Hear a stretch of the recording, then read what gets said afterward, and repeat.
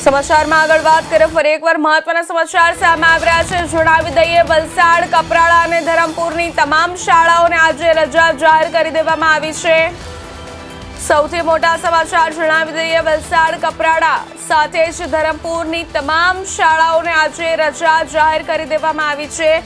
જિલ્લા કલેક્ટર અને ડીડીઓના સીધા માર્ગદર્શન હેઠળ મહત્વનો નિર્ણય લેવાયો છે।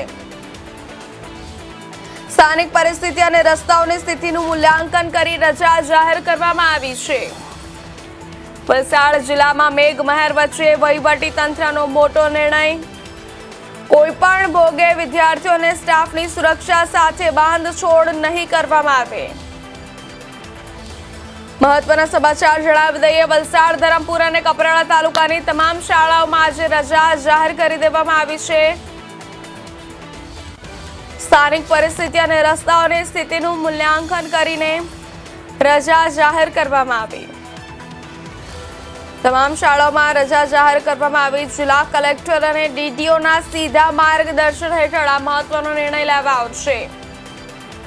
વલસાડ જિલ્લામાં મેઘમહેર વચ્ચે વહીવટી તંત્રનો સૌથી મોટો નિર્ણય। કોઈપણ ભોગે વિદ્યાર્થીઓ અને સ્ટાફની સુરક્ષા સાથે બાંધછોડ નહીં કરવામાં આવે। વલસાડ, ધરમપુર અને કપરાડાની તમામ શાળાઓમાં આજે રજા જાહેર કરવામાં આવી।